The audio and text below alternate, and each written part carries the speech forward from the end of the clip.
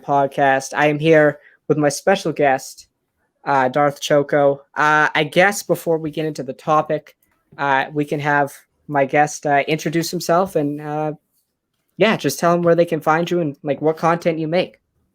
Yeah. I am Dr. Choco. First name's Brandon. You can always call me that. But yeah, I just make Star Wars content. I'm a fan, if you can't tell by what's behind me. And that's it. That's it. I just try to have fun. I do a weekly podcast that shows up on YouTube and everywhere else. And most of my content is on TikTok at Dark Choco. All right, that's perfect. So I guess we can, segue into the main topic that I guess we wanted to discuss was a series, or I guess one specific tweet from Star Wars Theory saying release along the lines of release the George Lucas sequel trilogy. Now, I guess I'll state my position first, and then you can go ahead and we can go back and forth from there. But basically, I don't see really anything inherently wrong with the tweet. Personally, I think the response was unwarranted from some fans. Um, I basically, I really don't see how it's problematic. I just really think it became a trend on TikTok to kind of like, I not necessarily bash Star Wars Theory, but I guess go after him somewhat. But yeah, I guess you can like state your viewpoint now.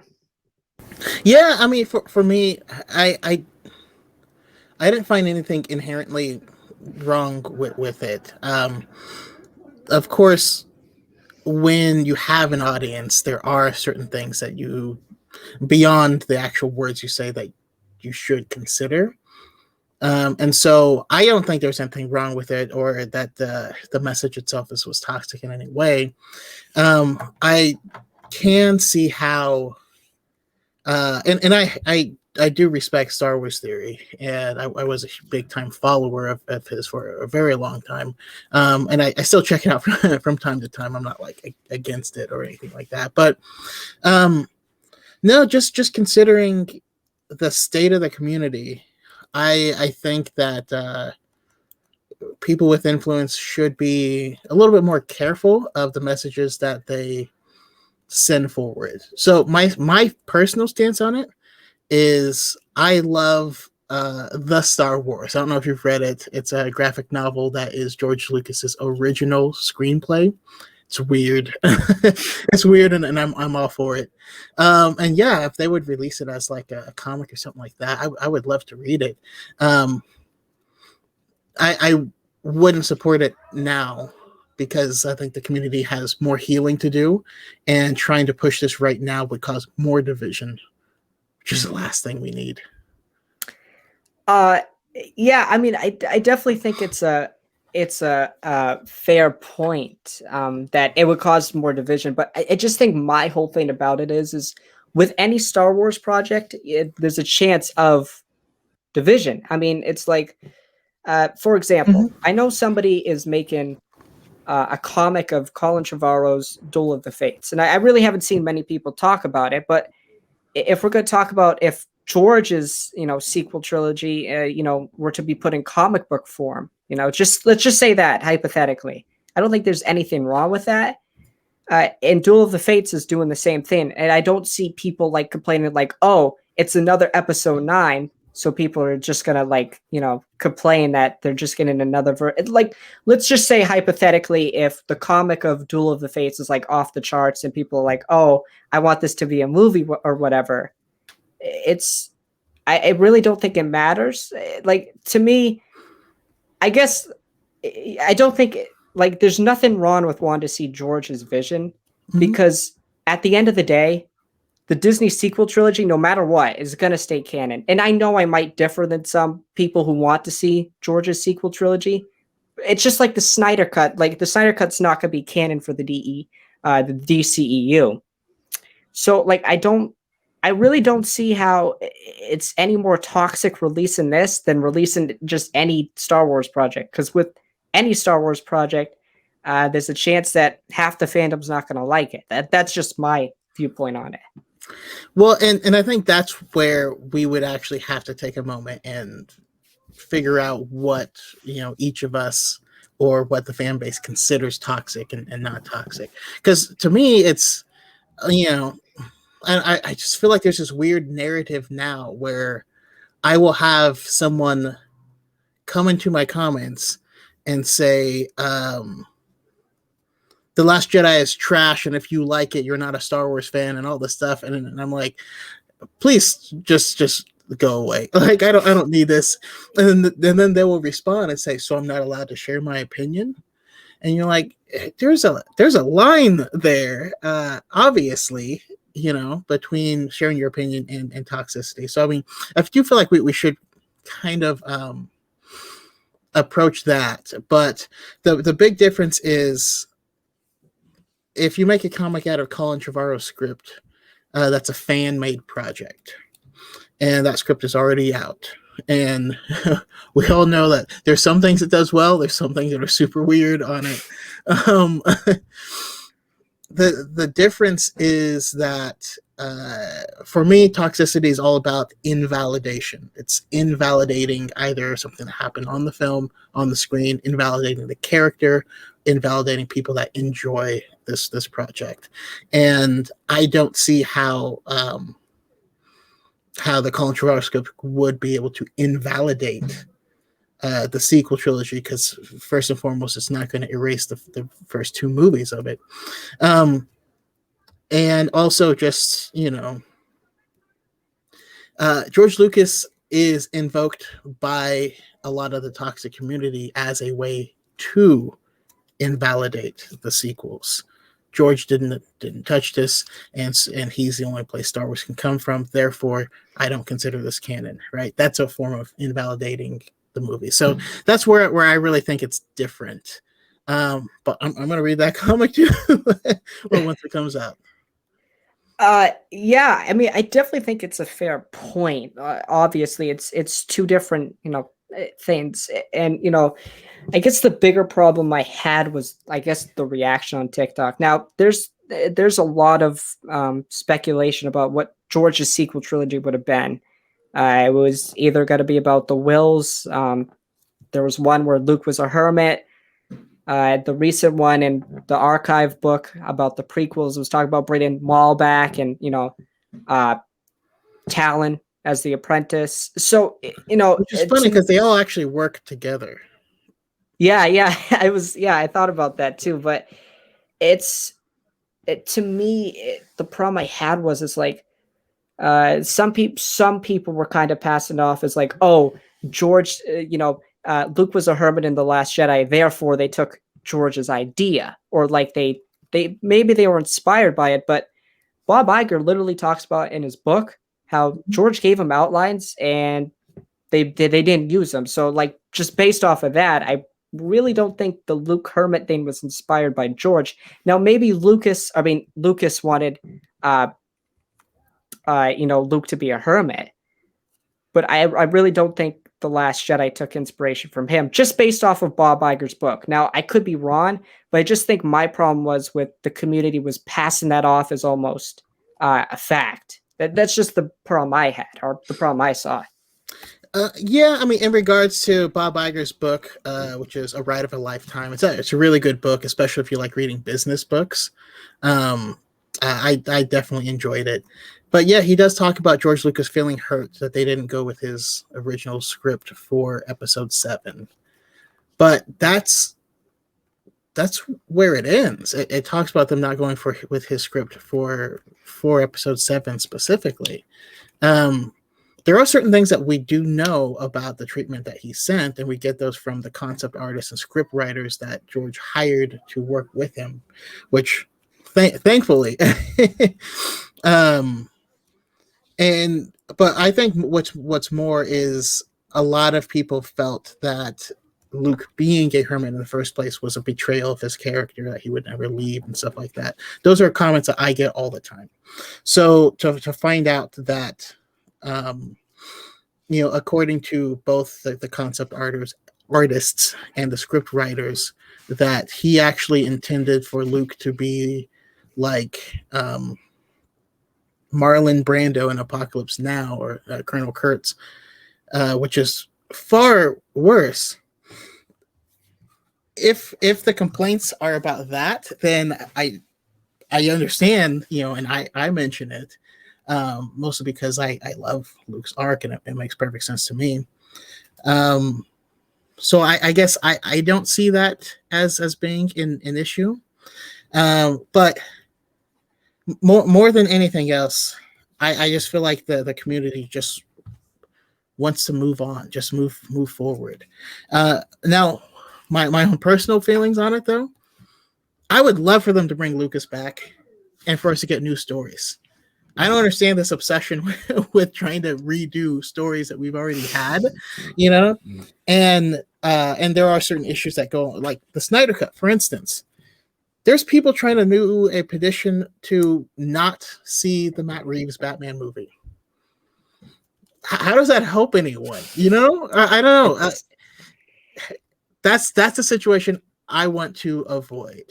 And then once we get to a better place, yes, bring it on. What I actually want is give me a full cut of The Rise of Skywalker, which is my least favorite Star Wars movie. It's dead last on my list. And it was the second Star Wars movie I ever straight up disliked when I saw it in theater. I was like, I don't like this at all. I saw it again. I'm like, maybe I'm missing something. Nope, still don't like it. But I do know a lot of stuff was cut out. I would love to see the films re-released with deleted and finished scenes that were cut for time purposes, not for story purposes, for time purposes. Yeah. I mean, I think The Rise of Skywalker is fairly low on my list, and the movie to me feels like a roller coaster because like you don't get a chance to breathe. That's just how I feel. Like I just need a moment, like build the characters a little bit. It just felt like one place to another, and you don't get time. Like in Return of the Jedi, one of the reasons it's my favorite movies is just because we get time. Like the scenes with Luke and Vader, and especially the last third of that movie, I think is the best Star Wars. Like it's the best piece in my opinion, and that's what I know. The Rise of Skywalker, kind of the last battle mirrors Return of the Jedi, but it doesn't have that emotional. It just doesn't have that emotional grab for me, I guess. Agreed, 1,000%. The last bit of Return of the Jedi is peak Star Wars in my opinion. But yeah. I mean, I'd like to see a longer version. I know there's a longer version of Revenge of the Sith as well. Yeah. Give me that. Give me The Last Jedi again, and toss the third lesson back into it because I love that third lesson. But I just feel like there's this weird narrative that's happening right now where it feels like people are trying to, I make a lot of Star Wars content, as you know, and I actually went back through it and looked at the Star Wars content I make. The majority of the content I make about Star Wars is actually on the prequels. It's prequels, and then sequels, and then original trilogy, and other stuff. It's only on anything sequel related that I get any toxicity. And I see this weird trend popping up now where it feels like people are trying to point out that people who enjoy the sequels can be toxic too, which is true. Very, very true. Anyone can be toxic. But I always see anything as a response to people trying to invalidate it. And so I don't quite understand where that's coming from.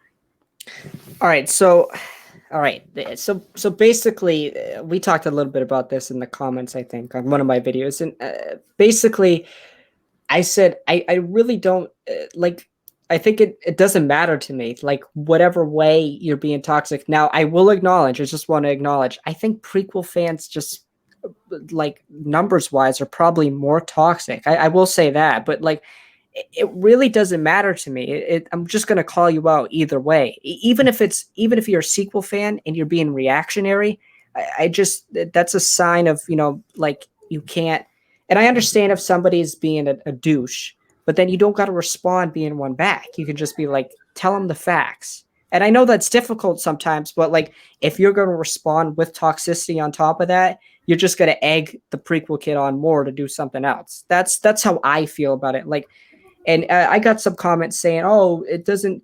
And TikTok, I have a problem with sometimes because I call it a lot of crap with people hating on the sequels. I do. I've made multiple videos like saying Rey's a Skywalker, and Yeah, I've seen them. I defend those people, right? So like it kind of frustrates me sometimes.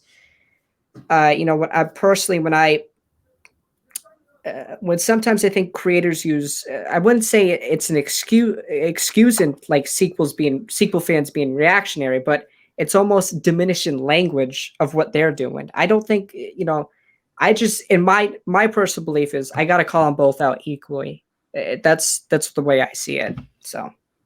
Okay. No, I appreciate it because I saw the post and I was like, I know he has a reason because he's a very reasonable person, and that's why I was like, yeah, I definitely want to talk about that. Because you're definitely right to call it out. I mean, myself, I had someone who didn't stitch me, screen recorded me, insulted me. I know what you're talking about. Yeah. Thing. Yeah. And I'm like, come on, man. Like, I didn't know you're at. It's on the screen recording. And so yeah, I did a video response to it. What I didn't see and didn't know is that some of the people that follow me were insulting this individual. That's not what I wanted. I don't want that at all. All I try to do is like correct the wrong stuff. And also I found out anyway that people were making fun of how this person spoke and they have an actual speech impediment. Myself, I grew up with every speech impediment known to mankind, so that also resonates with me. So I did make a post, trying to say don't insult anyone on my behalf or whatever. But you're right, the toxicity does beget more toxicity. As someone that was a prequel defender, and I will definitely call myself a prequel defender. Because I defended it against a lot of hate. And I honestly don't consider myself a sequel defender. I just try to like share information. I'll hit my mic. And I changed my gain settings. Awesome. So I hope it still sounds good. You're good. You're all set. I can hear you. I don't see it as... I know you want to call it out equal on both sides. I don't see it as equal on both sides. It's just like those old days. The sequel hate or the prequel hate stopped when the prequel stopped being attacked all the time, because there's no one's going to defend something that's not being attacked on a regular basis. And I think as soon as we can get to a point where people aren't trying to invalidate other fans. Like if you don't like something, say I don't like it. Don't insult it. Don't insult the people or the actors. Don't pretend like certain things in the film didn't happen. As soon as we can get that, then we can move on. Yeah. I definitely understand it, and I was barely alive when the prequels came out, so I don't really know. I know about I know the prequels were universally, well, not universally. I mean, were pretty hated by some older fans, but I guess just from my own perspective, I definitely agree on the fact that prequel fans, I will say this, are usually younger people. So usually to me, I don't want to say I give them the benefit of the doubt, but I realize that they're younger and they're easier to persuade. They're easier to, they're more likely to fall down that rabbit hole of the Phantom Menace, for example. They're just younger. They're more, impressionable. So I don't want to say I give them a pass, but uh, I just feel it's necessary for me to call it, just call it both ways. Like Hmm. I use the analogy that, like, for example, if my favorite team wins in basketball by 30 points or 2 points, it goes in, it's still a win. No matter what, it's still a win. And I will acknowledge that sure, the difference is, significant, but I still feel the need to call it out equally, just because I don't like, I just don't want to see, because I feel like if I don't call it the same, I'm gonna get like, I'm just gonna like make prequel fans like, want to do it more, because they know it might get under my skin, and it's like I worry about sequel fans, feeling like, oh, I kind of have a pass now to be a little like, Hmm. passive aggressive. That's just how I see it. I don't know. It just depends on perspective and whatever. So yeah. Oh no, that's fair, and I do like that. So I'm happy to to hear you say that, because I my big question was like you realize one side is attacking and the different side more No, often. no. Yeah, Um, yeah. okay, and that's what I was concerned about. Of like, okay, but also there is a couple things I do take issue with in our fandom. It's something I actually reached out to Jakev about, that he says that bothers me, because I am a prequels fan. Um, I don't like the narrative that it's prequel fans that are toxic, or that it's sequel fans that are toxic back. Toxic people are toxic. I prefer to, at least right now, think of it in terms of sequel haters versus defenders, because there's a lot of people that like myself. I I don't hate Star Wars Theory. I'm in his VIP Discord server, um, and there's things that people say that I would never say, but I won't conflate the fact that they disagree with them being a sequel fan. You know? Yeah, yeah. And I guess what I'll say about Theory is, I'll say some of his comments, you can make the argument that they're ignorant or they're tone deaf, right? They don't, they Tone deaf, don't. much better term. I've been saying Yeah, ignorant. I'll say tone deaf from now on.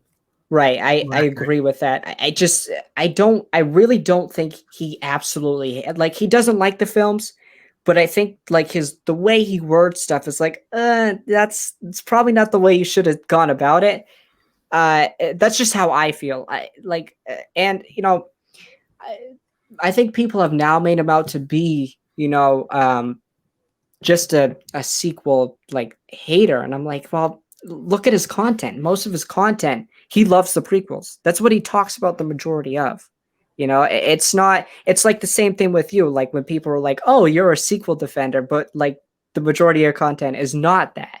That's the same way I see it, kind of with Theory. I will say some of his language is problematic, but I don't think his intent um, is to be toxic. I don't think he's like the fandom menace that's just trying to get views and clicks. I really don't. I really don't think that. That's my take on it, at least.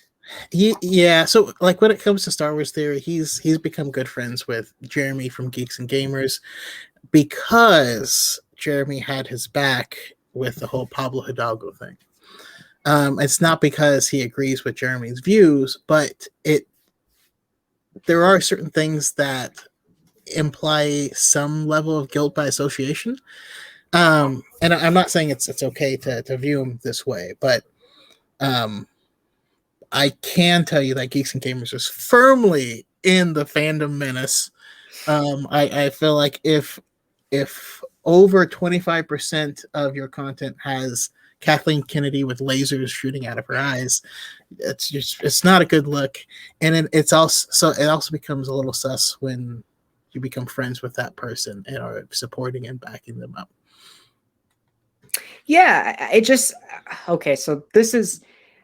I'm not okay. I'm not. You shouldn't probably be hanging out with that crowd, right? Those people, they're generally not. good people, I'll say, and they're not good people for the fandom specifically. But I don't think people like talk about this. Like the reason that theory went to them is because even with the Vader fan film, when he said, "Oh, they copyrighted it," whoever copyrighted it, uh, the Phantom Menace. Anytime Disney does something to the fans, they're like, "We're gonna jump on that." So they defended theory that, Mm-hmm. and the same people, and then they also defended him with the Pablo Hidalgo thing. And then there was a portion of fans who didn't defend him with the Hidalgo thing, and who didn't defend him with the copyright thing. So, like to me, it's pretty obvious how it happened. It Yeah, was like it's. I don't think the theory didn't go there because his opinions matched. He went there because these people defended him. It's. I don't. exactly. It's and sure, I think it's problematic to hang out with those people. But hey, if they were, I really don't think Theory watched all of their content. That's at least my take. And but I guess, like you said, he associates with them. It doesn't make him inherently bad, but it's not a good look. We'll just say that it's not a good look. So I have a personal experience where I made friends with this guy. I mean, we're not don't hang out and stuff like that, but there's this old white guy with a big Confederate flag T-shirt.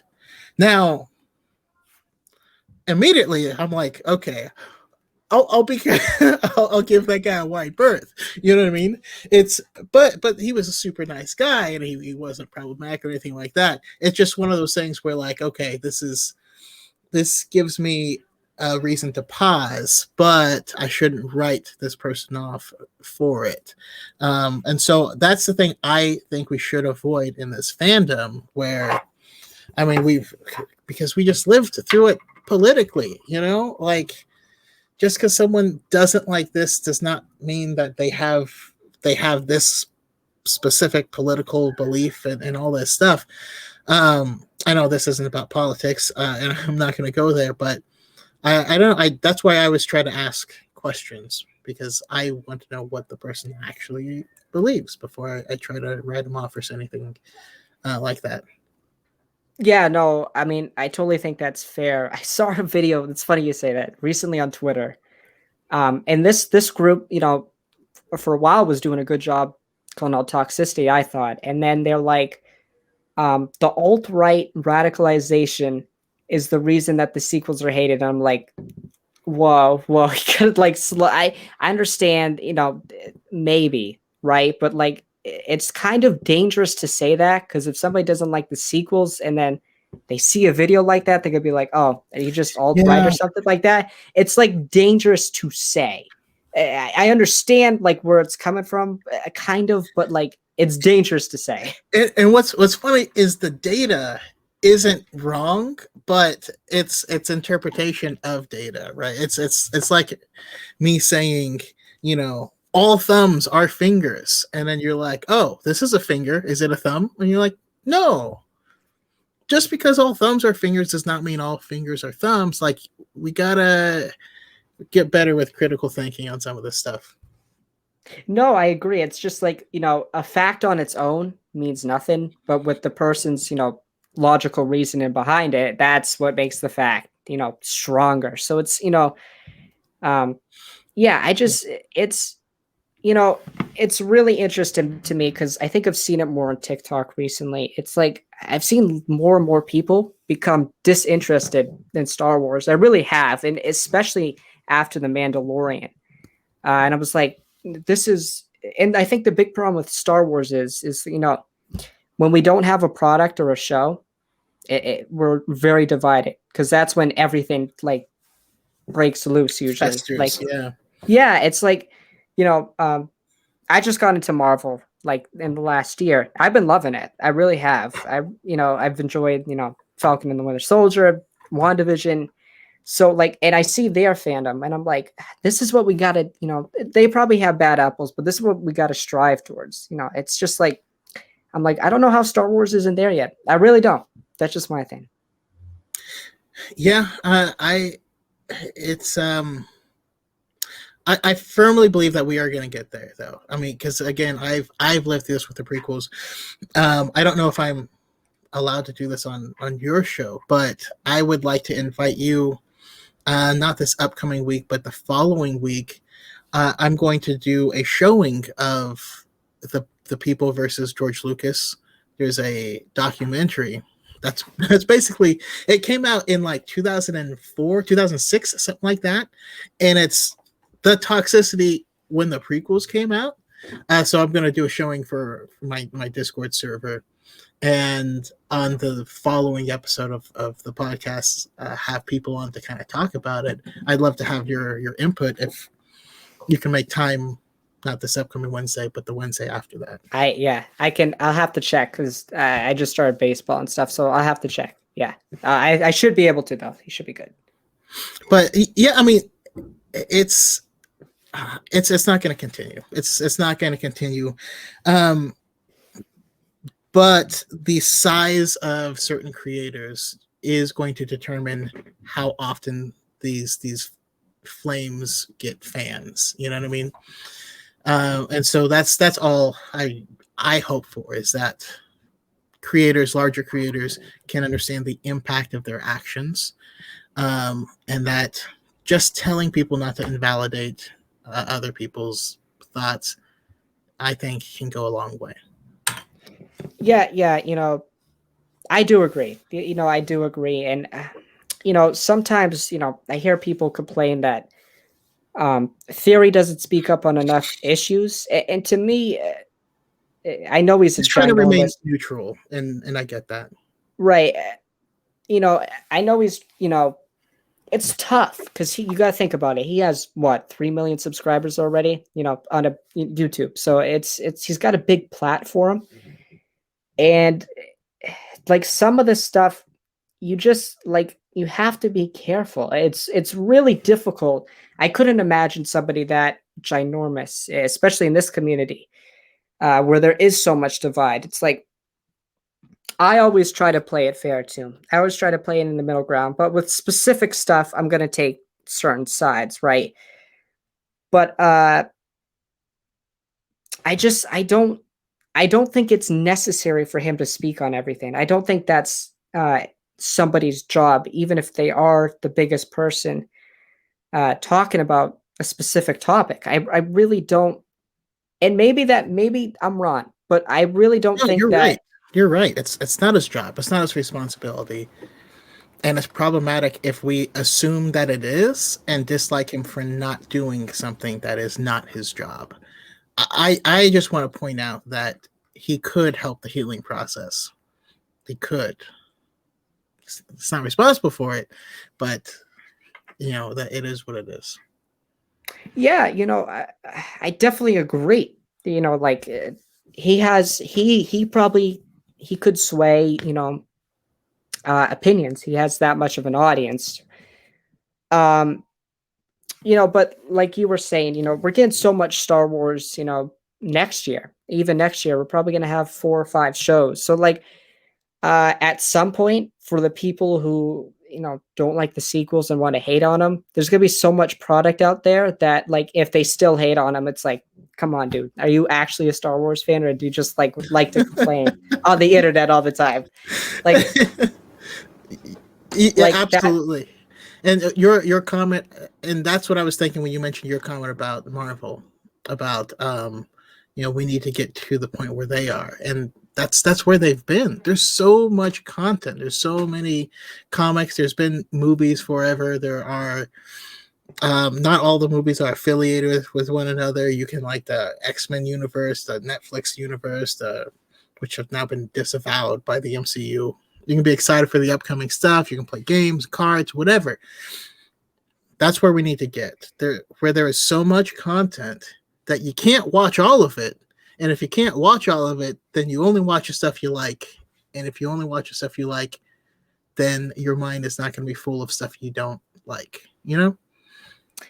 Yeah, I was, especially when Investor Day came around, I'm like, they'll probably announce a couple of shows like they usually have, and I'm like, oh my god, 10 shows. I'm like, they're actually doing like. Listen, I on my channel, I really don't talk about the sequel trilogy a lot. It's something. First off, I haven't seen it as much as the other movie. I grew up with the Mhm. other movies, and I just feel specifically even the Rise of Skywalker. I've probably only seen it 2 or 3 times since it came out. I have a personal life, so I really don't. My life doesn't revolve around Star Wars all the time. But uh, I just sometimes I'm like, I really don't like. I try to be careful when I make my videos, and specifically the last two I made about theory, because I worry myself about what type of audience I'm going to cultivate. Obviously, I want an audience of open minds and open opinions. That's what I pride myself on, at least for my content. But when I make a video like that, and you alluded to it kind of earlier, like I do kind of worry about toxic people coming into my channel, and then when I say something they don't like, they're like, oh, you're just stupid, or you're like that's what I worry about when I make those type of videos. But that's how I Mhm. feel. I don't want to just get on camera and not say how I feel. So it's like kind of a weird like dilemma I face personally. Yeah, no, I'm in the same boat myself. That's that's why anytime I mention Ray, I say Ray Skywalker because I feel it calls him. Like I know there's people that unfollow me for saying that, and I'm thankful. Thank you. Um, just because again, I really want to foster the best community that I can. So I'm going to try to do that as much as I can. And again, when I have my podcast or collaborate, I definitely want to raise other people's voices up that are not toxic. And I don't care if they have the same opinion of me. I prefer it if they don't. Uh, but hopefully we can get it so that you know things that are negative do occupy the mind more. They do spread faster. They are louder. That's fact. That is marketing 101. Yeah, So the more I yeah. can do to help promote these other people, then yeah, that's what I'll do. Definitely.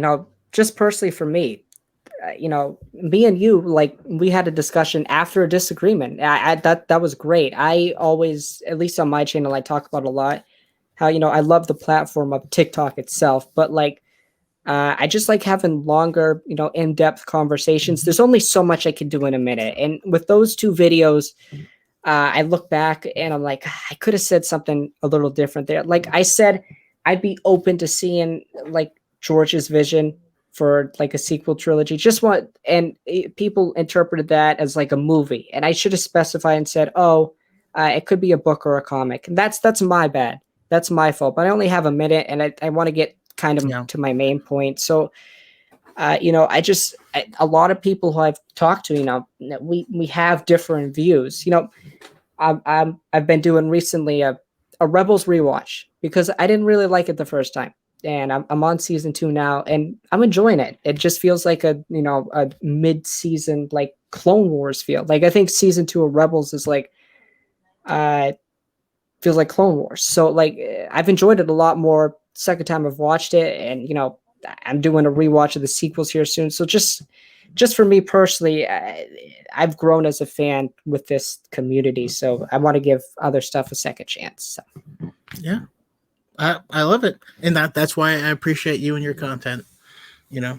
And like I spoke to Blackbird because he was making some interesting points, and anytime someone is not just repeating the same rhetoric from like 4 different YouTube videos, I want to hear it because I'm curious, if someone's going to change my mind. I actually have to make a I was wrong post on something I said earlier today. So yeah, it happens. No, definitely, and I like when people I like when people call me out on stuff. Like if I make something that's factually wrong, or um, I try to be as careful as it can be when I'm wording something. Uh, and another problem is when I show tweets of people being toxic, I said, oh, sequel fans. I probably shouldn't have done that. I did it I just did it based off of an observation I've made where, seems like people who don't like theory typically are big sequel fans. I probably should have not just lumped them in like that. That's my fault, but I kind of wanted to just point out toxicity. Mhm. And maybe I could have just said it was just toxic, but you know, and people call me out for it, and maybe they're right. Maybe it's rightfully so. Um, yeah, that's probably the only thing I'd really like take back what I said, I guess. Okay, that's awesome. That's good because that was the part of it that was like, I don't see how this is a sequels thing. I don't see their involvement in there, but that's the point. Is we keep each other in check, and I think that's important to have the humility in order to do that, not just double down. Yeah, it just sometimes I get frustrated when I see other creators, and I just feel like sometimes it's like, specifically with this thing, it was like the same, like similar talking points, and I'm like, well, it's like, and it's a lot of people I respect, a lot of people I like, and I'm like, I see it differently than you, and I feel like I like it's a lot of people I respect. I'm like, am I wrong? Like I get that like instinct, like, am I wrong? I just like basically for me is I don't like to sugarcoat anything. I just want to say what I want to say, and I do try to say it as respectfully as possible. And a lot of my audience, they probably disagree with like half of like the theories I have, and it's like that's great. I want to hear what you have to say. It's not like I worry about creating an echo chamber. I've talked about it a lot, and it's just like I don't want an echo chamber because then I feel like I'm kind of gated into certain content I make. Like with an open audience, I can do whatever I want because they will listen no matter what and they will respect it. So that's at least what I try to do. Yeah. Yeah, and that's why I follow you. It's about respecting the thought process, not necessarily the thoughts. Knowing someone is not going to say something out of hate, but they very well could say something that you disagree with, and you probably just looked at it differently. Yeah, I respect that. We didn't see eye to eye on this, but like, hey, you rationally thought, you were critically thinking, and like I really don't think with a lot of these things on TikTok, um, like we obviously don't see it 100%, but we're not that far apart. It's like when you talk about it more in depth, it's like, oh, we're a lot closer than we think. You'll make like a 1 minute stitch or like a 55-second stitch and be like, oh, these guys, they're never going to talk to each other. They like polar opposites. It's just like, and that's another big problem I think in the community. It's just like it hasn't happened yet on TikTok, but I worry about the fandom menace side. Whenever maybe it never happens. What happens to get to TikTok? What are we going to do then? Because to me personally, I'd honestly be willing, dependent on the person, to have a conversation. I'm not just going to, like you said earlier, I'm not just going to shut the door on that, but I'd be willing to have a conversation. It would depend on the circumstances. That's how I feel about that. Yeah. The TikTok is funny because the algorithm. The thing I wish more people would understand, because I actually make more content on the prequels than any other part of Star Wars. Like, truthfully, I do. But I get people that are like, I swear you only talk about the sequels, and I know that you think that, and it's because you hate the sequels. Like, you don't engage with any of my content about the prequels. But when it's one about the sequels, you watch it all the way through and then you comment something negative and all this stuff. TikTok thinks you love them more than anything, so you get shown them all the time. I wish people would recognize that, because I don't know, like my For You page is a wonderful place. It's Yeah, my For You page is it's kind of interesting. I'll get like Star Wars stuff, and then sometimes if people will make like a sports edit or a Marvel edit, I'll get that. I'm like, oh, cool. People are like being creative or whatever. That's what I see mostly. But it's really weird. because I'll see a lot of the times when I get a Star Wars post, it's a post where somebody like recently a girl posted her rankings, and I think she had like the Rise of Skywalker #1, and I saw like think the video had like 500 likes and I saw like 2,000 comments. I'm like, oh no, I don't even want to go in. But I made a video. I made a video defending her. And I'm like, guys, this is ridiculous. If you're gonna be on an app and you're gonna really complain about a girl's list, you're gonna have bigger problems in life. That's what I basically said. Just like I don't know why. I like to me, it's like you can easily skip past the video. It's not if it does it really make you that angry where you have to type. I can't understand the thought process. It's really weird to me how people do it. It's just odd. You know what though? I've made some good friends off of those videos of like, oh, this person who's being ruthlessly attacked, they're probably a good person. Yeah, and they usually are. And then one other thing I would say for the community at large is why is there so much like hate for these like girls that like different things when like wouldn't you want one that wants to go to see Star Wars with you? I don't know. It's it's so funny. It's so funny. Like, oh yeah, my girl won't go see a Star Wars movie with me, and like, oh, you wonder why now, don't you? You wonder why now, don't you? It's really strange. Oh, I'm a nerd, but I don't have a girlfriend. Like, yeah, no wonder you're like one of the most toxic human beings on the planet. Like, please, it's just like so. And I noticed it too because I was newer to the Star Wars TikTok community, and I'm like, damn, like, women get like in the community get badly harassed, and that's something I should make a video on. Like, I think, like, especially just in nerd culture in general, it's was a long time, predominantly male, I guess. But like, as more and more females became engaged with the content, I just don't get why you find it easier to, like, I don't care what you say on my post. I really don't. You could call me whatever. I got bad hair. I got acne. You could say whatever. I really don't care. That's just how I feel. But like a teenage girl, you got to say something to as a teenager. Really, that's it. Just doesn't make sense to me. It never will. And I mean, for full disclosure, I actually have 2 Discord servers, and one of them started out as just a book club of people who were reading canon novels, and I've found there's a bunch of women that read them. I wanted to make it public. They were like, no, absolutely not. You cannot do that under any circumstance.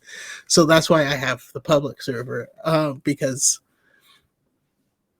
they weren't comfortable, and I think that's which is sad. It's really sad to me, and obviously I'm not going to make that private server public, but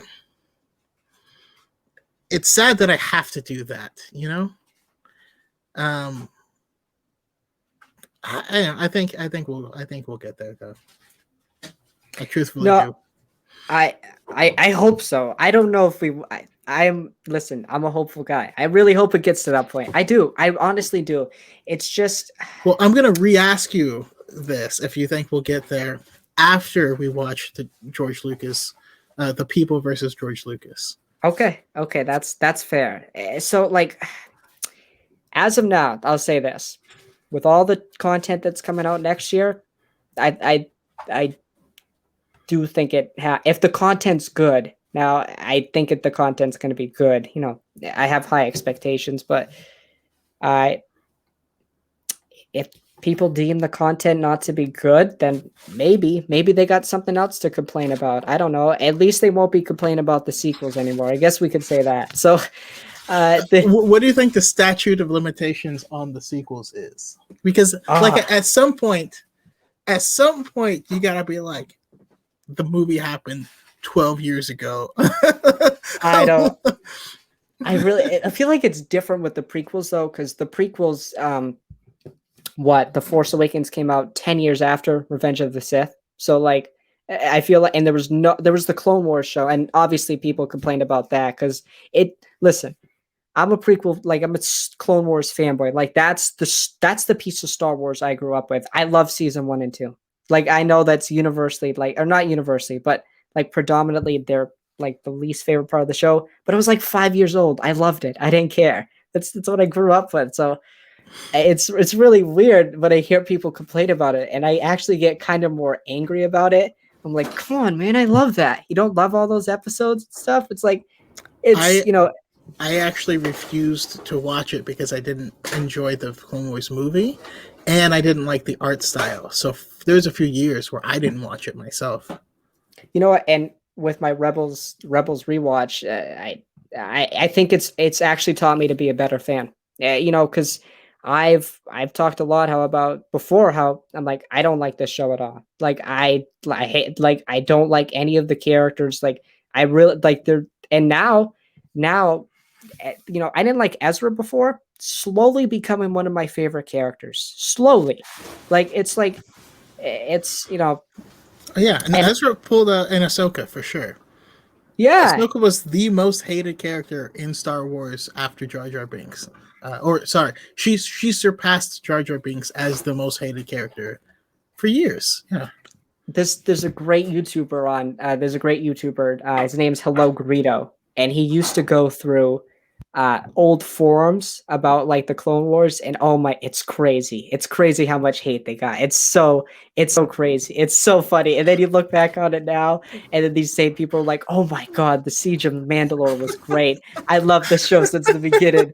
It's like oh yeah, you really did love it since the beginning. Yeah, yeah, I yeah, yeah. remember how much hate Gal Gadot got when she was cast as Wonder Woman.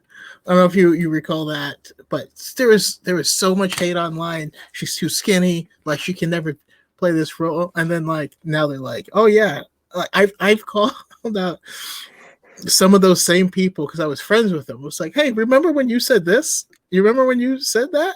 And they're like, no, I didn't say that. Like, yeah, but my friend David, before the Wonder Woman movie, before BVS, was convinced he wanted Gina Carano to play Wonder Woman, and he said that for years, which is a fascinating sentence for me to say now.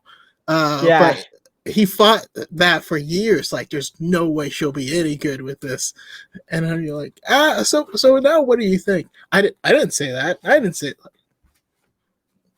Come on, Listen, man. listen. I have a poster with her on the back, and I'm like, God, why is this in? Like, listen, whatever you. I'm like, oh, this looks weird now because it's like everything that surrounds her. I'm like, I might have to take this down. I don't know. I just like it. It looks nice in my room, but it's like, oh yeah. Somebody in the chat said, I remember Ben Affleck was hated when he got casted. Um, Kind of, yeah. Not on the same level, but yeah, he did get some hate for the Daredevil role, which yeah, he wasn't good. Those No, movies weren't good. He no. did okay. I listen. I grew up going to Boston as a kid, so I'm a big Bostonian guy. And anytime Ben Affleck is in something, or Matt Damon or Chris Evans, Chris Evans is Captain America is my favorite character, mostly just because Chris Evans is a Bostonian guy. That's pretty much the main reason. I'm like, oh, it's a Boston guy. Yeah, I'm gonna like this movie. But no, it's yeah, it's just really weird, like how people like listen. I'm probably gonna fall in love with Rebels, and I wasn't toxic at the beginning. I actually kind of like stopped watching the show, so Hmm. like I really haven't seen every episode, but it's just like I really don't care for these characters, so I just like stopped watching. But rewatching it, it's made me a better fan. It's made me appreciate new things, and I'm gonna give I'm gonna give all the sequel. I like the Force Awakens, but specifically the Last Jedi. That I think the last time I watched it, I'm like, I just can't get through it. Give it another chance. I've become a better fan. I've grown up a little bit more, so I think I'm gonna give it another chance. I did the same exact thing. So for a long time, Rogue One was actually the bottom of my list. It was below Rise of Skywalker. Until I did that as an episode on the High Ground podcast and spoke to people where that's their absolute favorite movie and got to learn why it's their favorite and the stuff they see in it and what it meant to them. Then I rewatched it and I was like, oh, I can kind of see some of this. It's still not high on the list. Don't get me wrong, but I no longer actively dislike it. And also, I gotta say, if you are enjoying season 1 and 2 of Rebels, I think you're gonna fall in love with the show because every season is probably twice as good as the one before it. At least that's my opinion of it. But I my favorite fan thing that everyone hated: black suit Spider-Man. When Spider-Man got in the black suit, the fans outraged. No way, he will never dress like this. Even the person drawing it, why is his name not coming to me? He's the one that created Venom as a character, and Venom was a reason to remove the suit from Spider-Man. It's one of his most beloved suits now. The fans outraged and they wrote letters of like, I hate the suit. I will never buy another Spider-Man thing again if you keep him in this black suit.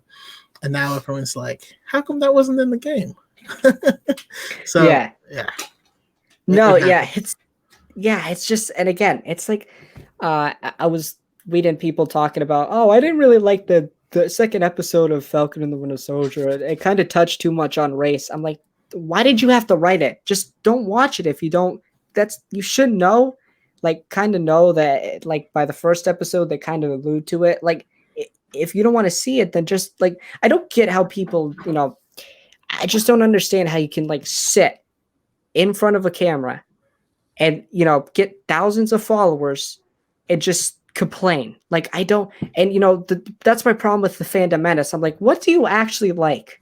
Like, if you start to make stuff that you actually like, maybe I'll respect you more when you made. I would like, just talk about what you like. So it's really weird. I've had people say, hey, how come you haven't had this creator on? And I've told them, like, I invite people on when we are talking about the thing that they love the most. I have no idea what they like. I don't know if they like anything. I've never heard it. It's weird to me. And also, I love that Falcon Winter Soldier is diving into the race issue early, because it's going to set a precedent. I hate when shows like do it in the middle of like, haha, we tricked you. But like, if you don't want to watch it, stop watching it. Cool, done. But you can't criticize Disney for standing on the fence for so long. And I also, like, I've seen people, kind of weaponize John Boyega's interview with GQ against Disney. You can't say that and then be mad at them when they like touch on it directly on stuff. So WandaVision, all about dealing with grief and mental illness. This one is race and a lot of veterans issues that are really important and very, very overlooked. He gets a crappy psychiatrist from the VA that doesn't want to be there or help him, and like it's going to talk about some legitimate problems, and I think that's the substance that we were missing, and I think that's where a lot of the DC stuff was better, is they provided more substance and less fluff, So yeah, and I know I'm getting off topic here, so I apologize. No, you're good. No, you're good. But it was like, I'm like, I really, when they talked to Isaiah Bradley, I was like, oh wow, they're actually doing it. And then when they did the cop thing, and the cop was like, he went to Sam first. I'm like, oh yeah, they're hammering this home. They're gonna, this is. I'm like, it's a good thing. It really, especially for a younger audience, just to explain what it looks like for somebody who you deem a superhero, right? Save the universe, right? It's just interesting. I didn't think they were going to go that route, but after seeing the first episode, I was like, okay, yeah. I'm stoked that they did, because a lot of people like will watch my content. They see my personality. They see I'm happy, a positive person. I believe I'm well spoken, but I don't want to toot my own horn. But yeah, I've also had guns pointed at my head by cops without any provocation. Like it's a real thing that happens. Um so it's I appreciate it not being sugar coated because uh, there was always this narrative of like, oh, as long as you don't do anything, then you're fine, and it's not as long as you don't do anything, uh, no good cop will ever pull you over. It actually becomes a barrier. It means that most of your act, the less bad stuff you do, the more bad interactions you're going to have because they're unwarranted. And the only people doing the unwarranted ones aren't the best people. Yeah, yeah. And I kind of want to go back to the point you made about John Boyega. Disney Lucasfilm specifically tweeted out a defense for the lady. I can't remember her name. She's doing the High Republic show. And Christina Ariel. Yes, thank you. Yeah, and they got pissed at that, but they were like, "Oh, John Boyega got shafted. They didn't do anything with his character." It's like because of, and John was more referring to the Hollywood as a whole. It wasn't specifically Disney, right? It's like, kind of like stay logically consistent here. Don't just use John Boyega as your out because he called out Disney. Just don't do that. Like it just, yeah, it's really strange. And that's the biggest thing I try to advocate for. Is not to agree with me, not to do any of this stuff, but in all of my content, it's all about read the source material. My Star Wars stuff, I'm usually explaining canon because I've read all the books and stuff like that. But if an interview comes out, don't go to YouTube, find your favorite creator, and listen to their interpretation of the interview. Go read the interview. After you've read it, then listen to that. You know what I mean? But like, I wish more people were willing to try and disprove themselves. Yeah.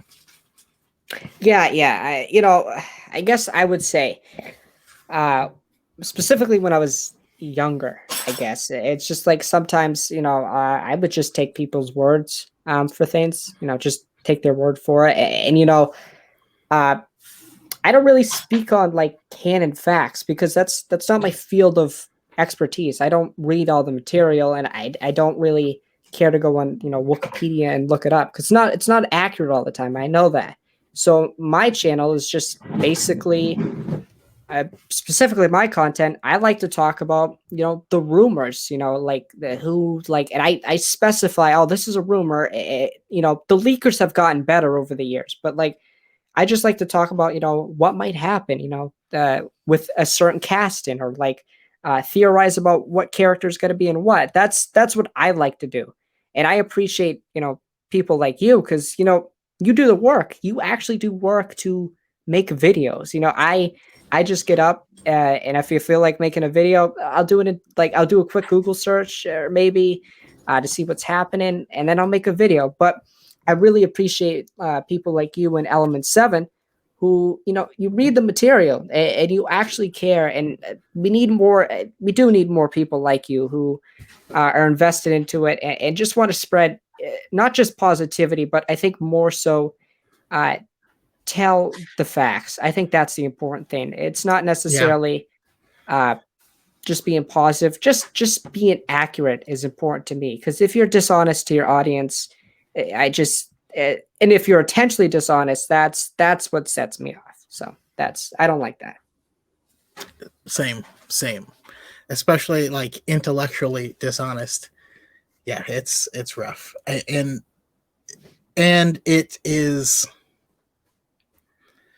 it's frustrating when I see people who they'll make a bunch of videos that don't hit. They don't get a lot of views. And then they'll say something inflammatory and wrong, and that'll blow up, get a lot of views. what does that teach them? Being inflammatory and wrong is what I want to do. And it's so yeah, sometimes I have my own problems with the algorithm. It rewards bad things. Yeah, I it was weird because my Star Wars theory videos hit, and I kind of thought about that, like, oh, was I usually go back and watch my video before I post it, and I'm like, I think I said everything I wanted to say. Maybe I could have fixed a few things, and I acknowledge that. I think I did it to make my argument, I guess, more stronger. But like I alluded to earlier, I just feel like I can't. I just got to say what I got to say. I just like on certain things, you know, if I call something out, I feel I'm just not going to make a video if I don't feel strongly about something. I felt strongly about this, and I'm like, I gotta make a video on it. And I know people are going to disagree, but that's a part of. I think the problem the fandom has is it's gotten to a point now. I think sometimes with disagreement, people interpret it as toxicity, and rather than talking to somebody, they just go their separate ways because of the toxicity, even though it's just a basic disagreement. That's the direction we don't want to be heading, and I've seen it more just as of late. And I've just seen a lot of people say, "I'm leaving the fandom. I don't want to talk about it anymore." And I'm like, "Damn, that sucks." It's nope, it's not a good place. I've even gotten there myself, but I've had I've had people very loudly encourage me not to. I but yeah, you're absolutely right. It's an interesting time, because like we said, sometimes the bad stuff is what really hits. But what I have found, and my growth has slowed a lot, but my community is amazing. It is crazy, and I have friends where, I mean, these people legitimately are offering me places to stay if I'm ever in town, and like, when Celebration 22 happens, me and Element 7 are going to like get an Airbnb, and we're gonna have as many people over at certain times as we can, and like, I'm actually good friends with Mace Windu, Shayla Ren, with just like so many people, and that's amazing. Like the actual the good part of the community is far and away the best of any community ever. I will say that with hard stop.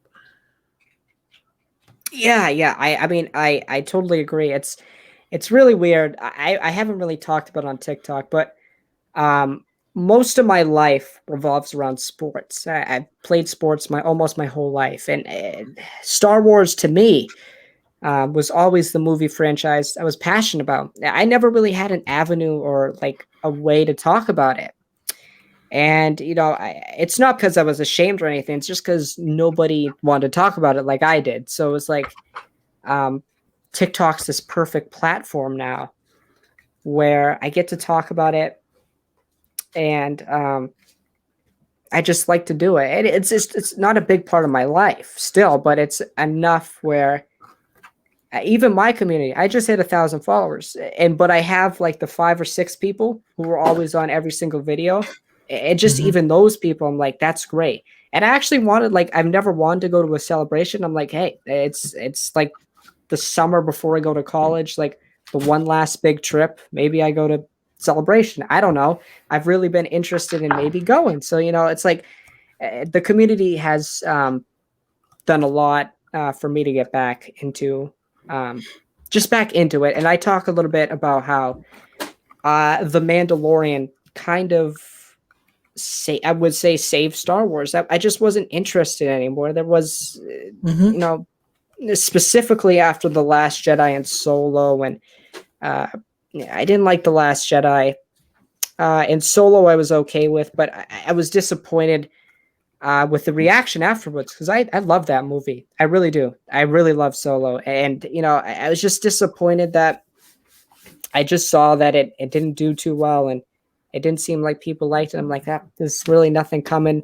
I'll watch episode 9, and that's probably it. Who knows? And I'm glad the Mandalorian. It will always have a special place, like the Clone Wars did, of uh, getting me to re-enjoy Star Wars again. So Yeah, that's how I but feel.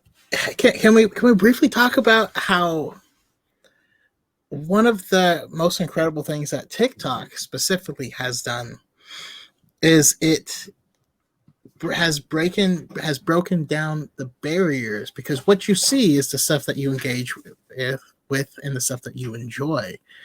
And I gotta be honest, TikTok has I've known female Star Wars fans, for instance. Um, I did not meet the ones that are on TikTok. And they take it to a whole new level. And talking to Victoria Vader, for instance, is the best. She's just wonderful. Like you said, you're mostly a sports guy, which is cool. Growing up, you'd probably be surprised, about me, because I was a skateboarder, snowboarder, wakeboarder. I was in a band. We played all over Sacramento. We did all this stuff. I never talked about any nerd stuff with people. Why? Because I thought I was the only person that liked it. Legitimately thought no one else likes this but me. And there's these narratives that and I think that is where a lot of the toxicity comes from, is because people are like, you're not one of us who, in high school, whatever, we were the nerds that were obsessed with this stuff. And you're like, no, it's because I played baseball. I liked it too, but I had baseball practice. I couldn't talk to you about it after school. And then I'd watch it on my own. And it's exposing that, you can be anyone. You could be a supermodel. You could be Kanye West and talk about how much you love Revenge of the Sith. These things aren't mutually exclusive. They're not in the vacuum. And I believe that, I guess TV in the 90s led you to believe that if you liked this stuff, you were part of this subset of underhumans who couldn't have any other interests. And it's just not true. And finding out that this thing that you believed to be an absolute fact is not true I think it might be kind of disconcerting for some people. Yeah, it's really weird. It's like I've talked to one of my friends about it. It's like people would my friends who see my stuff on TikTok. It's like, you don't talk about any of this. I'm like, no, because we talk about the things we like to talk about together. It's like Drew. You go from overnight being the big jock athlete who loves to talk about sports all the time to the nerd who is into nerd stuff. It's really, they're like, they don't know Star Wars as much as I do, but they're fascinated by it. It's really strange. I have a sports podcast I do with some of my friends, and they'll always joke and they'll be like, oh, when do you talk about Star Wars again, man? It's actually become now it was a little bit not nervous at first, but hesitant, because there is a stereotype around being a nerd, I guess, or being part of nerd culture. But they're like, hey, you do you, man. And I was like, all right, I'm gonna keep doing me. So that's how we feel about it. So that's cool. I gotta ask more people. For women specifically, I've found that most of them are dancers for some reason that love Star Wars. I wonder if there's a specific correlation, but yeah, myself, I've had people from my old job that find me. I was in finance for a few years, and no, I didn't talk about Star Wars with these finance guys when we're talking about investments and stuff.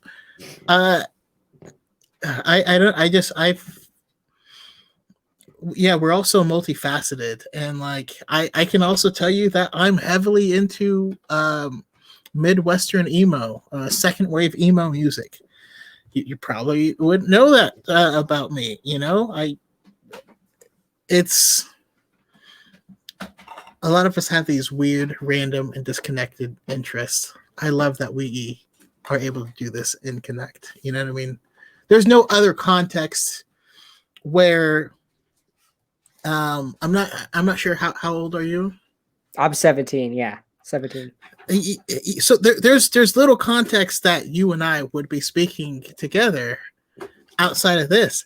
That's awesome. That's fascinating to me. That Yeah, yeah. you and I are having an awesome conversation that I think it's cool. Yeah, it's really weird. I have a my brother's 12 years older, so like I grew up around his friends a lot when I was really young, and they were more. My brother was more of a jock, but now he's kind of switched. He's more nerdier than me. Like he actually like reads the books and stuff, and I make fun of him now. I kind of like joke about it with him now. I'm like, man, you became a nerd like me, huh? Like it's just like friendly. It's really funny, and it's just like and I worry about sometimes like on TikTok, it's just a small ounce of my life. Just talking about, like I said, TikTok is just my avenue to talk about Star Wars and nerd stuff. That's what I like TikTok for. Yeah. I mean, if someday my goal is so for me, when I think about like career and stuff like that, and I've had a few different ones. I'm also a really big tech guy and stuff like that.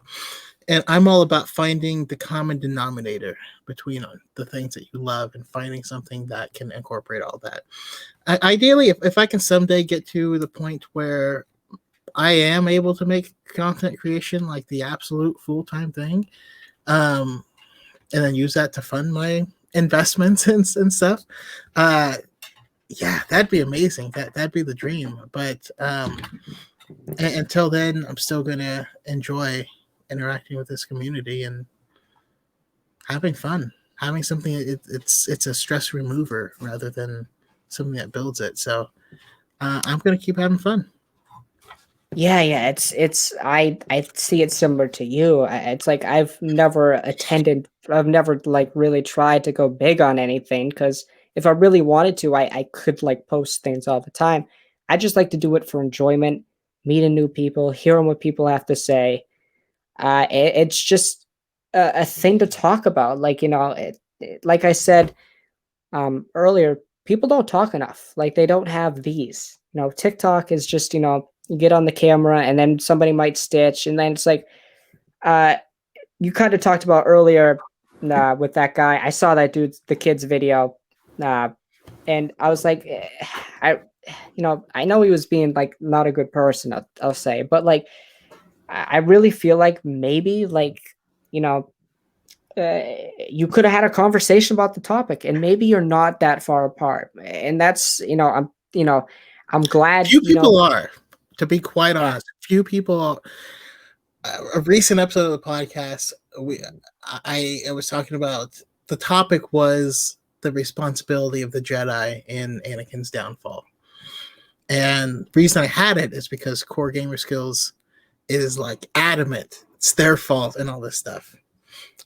I have a personal theory. If you blame the Jedi specifically for Anakin's fall, then you were raised Catholic or around Catholicism specifically. That's just like something, that's just a working theory of mine. I'm still collecting data, but we talked about it in depth. It's something I fully disagree on, but after we talked, yeah, our observations, like we saw the same movie, and we weren't that far apart. And I think once people can realize like how close these people really are with everything, I think that's also a big point of healing. And with that video you're referring to, I wish that the person had reached out to me, because I would have talked.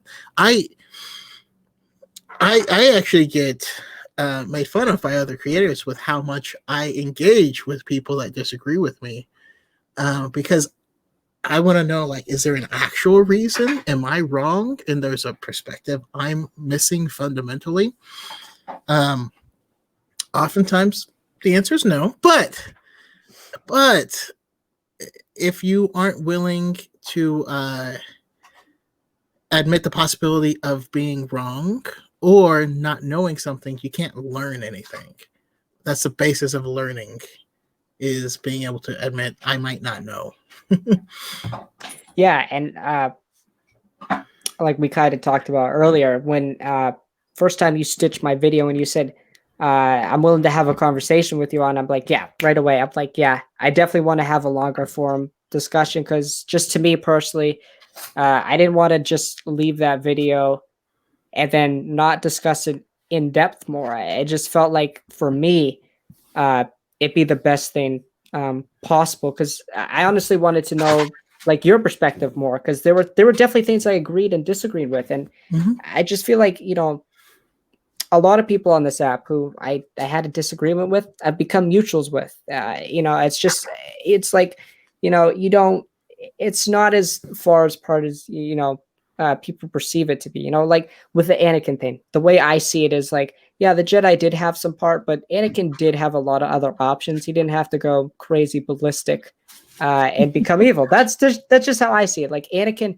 like people talk about how it's the Jedi's fault. I agree with you more that it's not fully their fault, because Anakin could have just left. He could have left the order. Really, I mean, if he rationally thought about it, uh, he could have just been like, "Yeah, I'm done. I don't want to do it," or he just could have told about Padme. It's like he had options. He could have done it.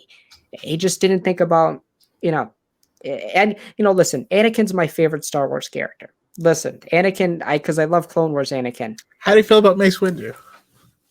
I'm not a big fan. Not a big fan, Ev. Not a big fan. Sorry, those Not two a big, things go hand in hand. So not a big fan. Not a big fan. No, it's just like I specifically love Clone Wars Anakin, because that's the Star Wars I grew up with, and I like Hayden too. But it's like Attack of the Clones now gives me creepy vibes every time they're on Naboo, and they're on the lake, and he does that weird creepy smile, and he'd like it's like oh man, I don't know how this was in the script. I don't know.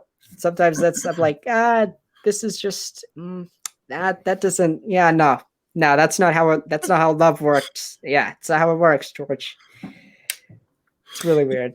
Yeah, those scenes are amazing. But yeah, same boat. I fully agree. It's funny. So the first thing that I stitched with you, is how we became mutuals. My stitch with you was screen recorded and played back by Comics Related. And he took everything I said wildly out of context and acted as if I presented the exact opposite argument that I did. And I reached out to him to try and have a conversation. I was like, hey, this is not really what I meant or whatever. And he's like, oh, what did you mean? And I explained it. And then no reply at all. And it left the video up. I'm like, so that's why I believe he's a clout chaser. But that's a whole separate topic. Not a it made me sad because I followed him. I enjoyed his content up until that point. But yeah, finding people that are willing to have a conversation is the best. So whatever happens, don't ever change that. Always be willing to talk and understand other people's viewpoint, because even if you are right and they are wrong, you'll learn something. And I don't see learning something is always a win. It's always a win. Getting smarter is always a win. There's no situation where getting smarter is a negative. Here we have a question from one of the audience members here. If you can read that.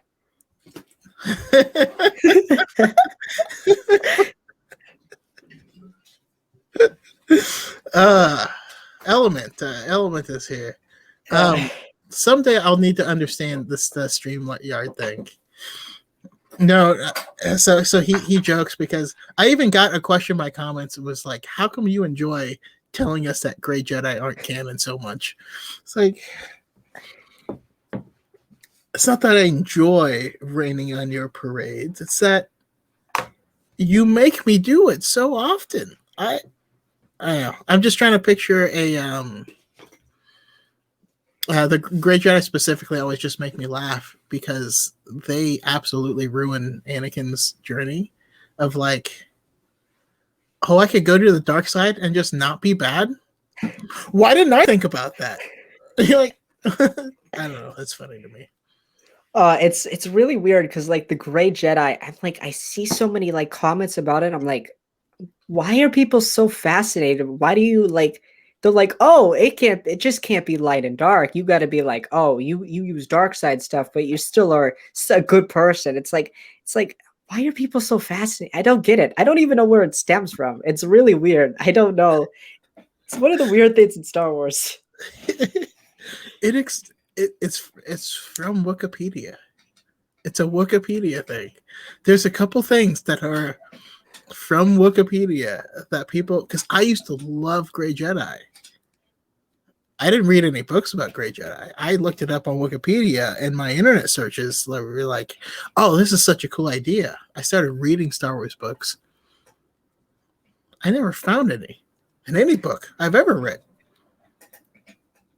133 Legends books, all canon books. Never found one. So it's like, where is this coming from? I don't know. I don't know where it comes from. You must have been devastated after hearing about this cool concept that just kept you like. I could imagine you just keep reading to find it. Where is he? Where is the first Gray Jedi? Just like, where is it? It's like, that's so funny. I just yeah. And another thing about Star Wars fans being multifaceted, what's funny is my knowledge of Star Wars comes directly out of entrepreneurship. Of me starting my own business and running out of things to listen to while I work and reading and doing audiobooks of Star Wars books. I don't know, it's just weird. Yeah, it's kind of I guess for me, like in sports and stuff, specifically for the podcast I do, I'm more of the stat guy. Like I keep track of, I try to, look at stats and stuff. And, I've always been really into that. And that's how I think I can retain like knowledge, I guess, because you got to like remember this stuff. So like that's like kind of the tie-in between sports and like Star Wars for me. And it's like it's always so weird to me because like my friends, I have a couple friends who who are trying to get into college to play baseball. So like their whole life is like baseball. I play it just as a passion and the love for the sport. I don't really care if I ever did play at the next level, it'd be cool. But like, I'm not going to go up to them and say, "Oh, what did you think about last night's episode of The Mandalorian?" They'd look at me like, "What are you talking about, dude?" And I tell them, because I live on the East Coast. I tell them, oh, I get up at like 3 a.m. They're like, "You do what?" I said, "I get up at 3 o'clock and just watch it." And they're like, "Really?" I'm like, "Yeah, I like it, dude." It's like, it's really interesting. I'm like, you must do something unorthodox that most people don't do. Like, you get up at, I told him, I said, dude, you get up like at 7 o'clock in the morning to drive 3 hours to play a baseball game for a chance to play at like a college. It's not even a guarantee. I'm like, isn't that kind of weird to like go out of your way to like do something that might not happen? And they're like, oh, but no. And I'm like, oh, well, you see the point. They kind of like contradict themselves. It's kind of funny. I love the deconstruction because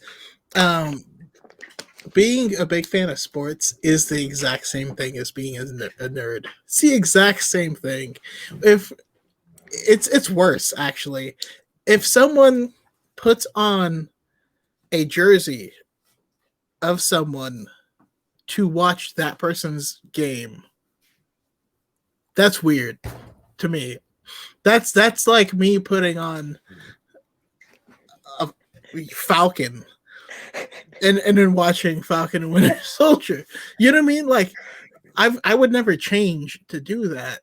That's bizarre to me. There's nothing wrong with that, and I'm sure people do that. But like, there's no there, people are like how can you spend time doing this stuff? I'm like, how many games have you watched this year, and what do those games have as an effect on other parts of your life? I know Yeah, it's the same thing. It's all just for fun, and we yeah, just do our things. It's not me trying to insult them, but it's me trying to relate. Like, no, this is the same thing. It's the same yeah. exact thing. Now you're making me think about like every time I watch a sporting event, I have a jersey on. Now you're making me contemplate my decision of wearing jerseys. It's like now I understand. Yeah, Okay, it's no, like that's cosplay, man. That's yeah, no, cosplay. yeah, yeah. No, it's like now that I think about it, no, maybe I might have to buy like a Mando helmet, and every time the Mandalorian comes on, I put a helmet on, watch an episode. No, but people will, Super Bowl rolls around, you wear your jerseys.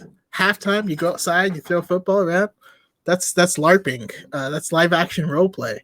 Uh, that's what it is.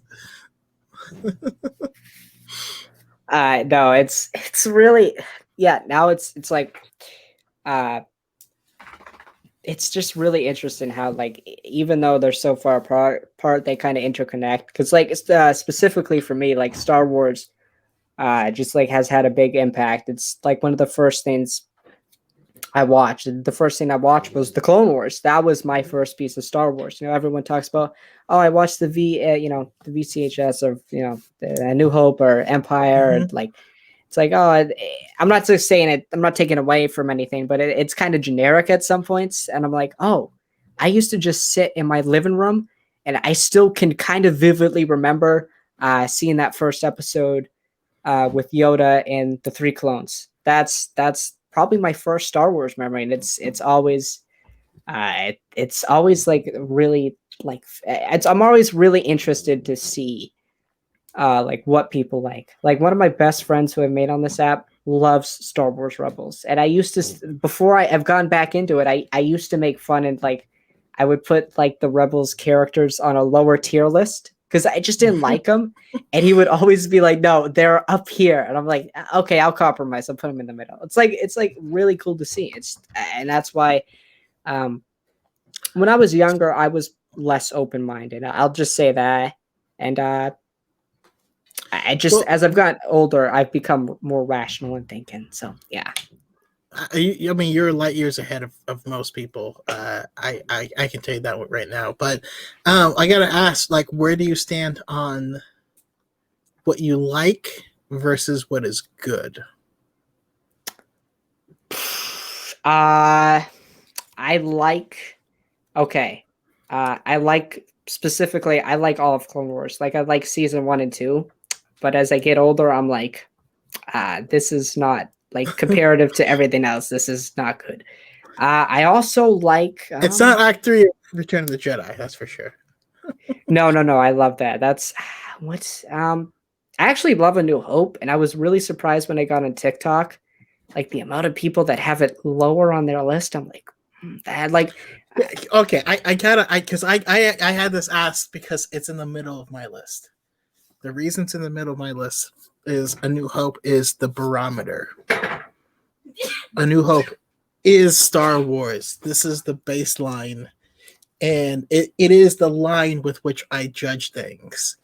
I don't know if that's fair to the movie or not, but that's why it's where it is on my list. So I I'll always just say that. for A New Hope to me, like it's really weird. Every single time I watch it, it doesn't feel as long as it is. Like it's I think it's like really well paced, especially in the second half. I don't know what it is. I don't know what it is. Um it's just something about it that I like. It's I don't know. I like that the obviously the Death Star battle's great. And I will say this: a lot of people my age love Revenge of the Sith. I'm not. To me, the problem I have with it is there's just way too many lightsaber fights. I don't know why. I just like it's cool. Like the lightsaber to me is like Captain America's shield or like Thor's hammer. It's a special thing. I don't need to see it every 10 minutes. And it's a problem I have with Revenge of the Sith. That's the problem I have with it. But everything else I kind of like in that movie. Yeah. I, so for that same reason, I actually don't talk about it as much because I'm a big character guy and a big story guy, and I'd rather the things mean stuff than just be in action, a big action set piece. And so that's why the lightsaber fight on Invisible Hand at the beginning of that is one of the least favorite fights in all of Star Wars, because a lot of it I feel is just weird looking. But yeah, The shot that oh, go ahead.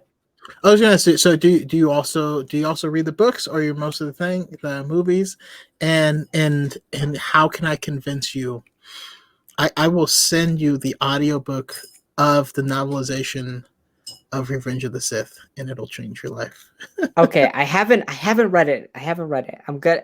I read Light of the Jedi. I have Into the Dark. I read like 30 pages, and then baseball was coming up, so I was getting ready for that. So I haven't gotten to it, but I'm gonna get to it before like the next like adult or like junior novel comes out. I'm gonna do it. So and I will say the one shot that has always been weird to me is when Obi-Wan is running up the stairs and he's like deflecting the lightsaber bolts of the battle of like this is The not B2 battle droid, and it's he just like slices it up. It looks so weird. I hate it myself. Yeah. it's so weird. It's like and then um And I'm also like, how does Obi-Wan have legs? I'm pretty sure yeah, this is a big yeah. metal thing and it's touching the ground. So It's like sometimes and then like I don't like the weird shot where they pan to Palpatine and he just goes get. It's like, oh come on, that's just so weird. It's so weird. It's so weird. It's it, so and that's why even on movies from the sequels that I'm not a huge fan of, like Rise of Skywalker, when I see something I don't like, I think back like, is this weirder than that? No, it's not. Not at all. So I can't be mad at this because it's inconsistent for me to like hate this and love that. That does the same thing, you know? when I first saw The Force Awakens, I'm like, why does Kylo like fight like that? I didn't like it, and now it's one of my favorite like ways of fighting. Just like how it's like so like almost like heavy in his hand, and Yeah. it's like it's so I It's a I visceral, you know? yeah, It's it's like like Wolverine would fight if he had a lightsaber. yeah, yeah. It's like I don't like everyone trashes on the throne room scene. Listen, I'm not a huge fan of The Last Jedi. The Last Jedi might be the most beautiful Star Wars movie. It might be. It might be one of the best shot. Besides the Leia scene, I think the Leia scene was it could have been better, but like everything else, I feel like it's beautiful. It's probably the most beautiful movie out of all of them. That's the one thing I will give it credit for. I think it's just Ryan's a great director. I give him. I think people give him too much crap, but if his trilogy does happen, we'll see. I'll give him a chance. Obviously, I'll go and watch, but it's definitely if it happens, it's not high up on my list of excitement. Yeah. Yeah, it's one of those things where I mean, I'm always confused when people are like it's the worst thing ever, and you're like it's not. Have you seen Battlefield Earth? Have you seen the Emoji Movie? Like you can't tell me it's the worst. You have to at least acknowledge some good things, even if there are certain issues inside of the fight. Having a fight where your actors are the ones doing the fighting and the camera's able to pan in on someone's face and see the emotion. They're in the middle of an action scene and they're still acting as the characters, and it zooms out, pans across the room, zooms in, and the other actor is still doing that, and there's no cut there. That's incredible. That's unheard of in any fight scene in Star Wars. So yeah, it's I mean, I'm a big fan of it, and I am just an appreciator of some of these unique things, that we don't get anywhere else. Yeah, no, I think of like the Last Jedi's throne room scene as like the Creed movies, they shot that as just one scene. It was just one the fight scenes, and I think the first Creed was just one scene where they did all the moves in one scene. Like the old Rocky movies, it was like multiple cuts and like Hmm. and I was like I equate it to The Last Jedi. I'm like, this is interesting and neat. And I don't see why people complain about it. I'm like, some of the prequel like choreography is like weird. It's like the Obi-Wan fight and Anakin fight, I think, is very emotional at the end.